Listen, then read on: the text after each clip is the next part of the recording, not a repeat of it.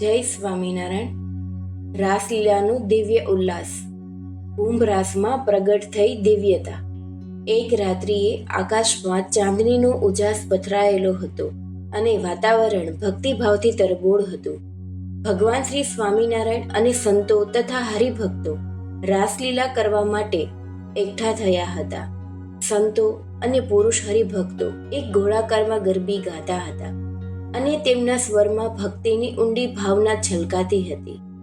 તે રાસ મંડળથી થોડે દૂર કેટલીક શ્રદ્ધાળુ સુવાસીની બાઈઓ ઊભી હતી. તેમની આંખોમાં રાસનો આનંદ અને હૃદયમાં ભગવાન પ્રત્યેનો અખૂટ પ્રેમ હતો.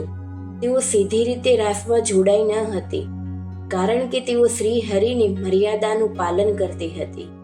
આ મહિલા ભક્તોએ એકબીજાની સામે જોઈને સ્મિત કર્યું અને હાથમાં માટીના કુંભ લીધા. આ કુંભ માત્ર પાત્ર નહોતા, પણ તેમની ભક્તિના પ્રતીક હતા. તેમણે ગોળાકાર ફરતા ફરતા મનોહર ગરબીઓ ગાવાનું શરૂ કર્યું.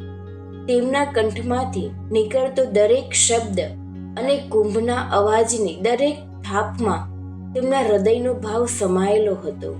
તે ગરબીઓ માત્ર ગીત ન હતી, પણ ભગવાનને રીઝવવા માટેની ભાવભરી પ્રાર્થનાઓ હતી.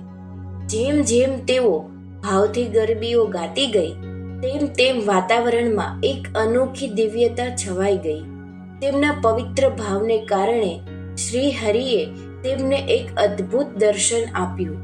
તેમની નજર સમક્ષ રાસ રમતી વખતે ગોલોકમાં જેવું ભગવાનનું સ્વરૂપ છે, તેવું જ દિવ્ય સ્વરૂપ પ્રગટ થયું. આ મૂર્તિ અત્યંત તેજસ્વી હતી.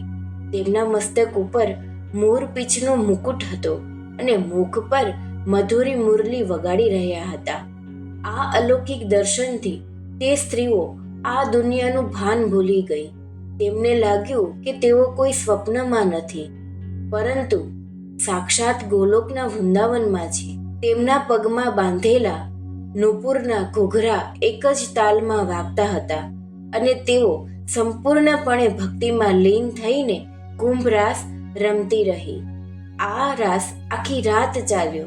જ્યારે સવારનું પહેલું કિરણ પૃથ્વી પર પડ્યું, ત્યારે તે દિવ્ય મૂર્તિ અદૃશ્ય થઈ ગઈ. ભગવાને ભક્તોના નિસ્વાર્થ પ્રેમને આ અનોખા કુંભ રાસ દ્વારા સન્માન આપ્યું. તે દિવસ પછી પણ તે સ્ત્રીઓના હૃદયમાં ભગવાનના દિવ્ય દર્શનની સ્મૃતિ કાયમ માટે અંકિત થઈ ગઈ. આ કથા એ બતાવે છે કે ભક્તિ જ્યારે નિસ્વાર્થ અને શુદ્ધ હોય, ત્યારે ભગવાન પોતે જ પ્રગટ થઈને ભક્તોને અલૌકિક આનંદ આપે છે. આવા જ સ્વામિનારાયણ ભગવાનના દિવ્ય ચરિત્રો માટે અમારી ચેનલને લાઈક, શેર અને સબસ્ક્રાઇબ કરવાનું ના ભૂલતા. જય સ્વામિનારાયણ.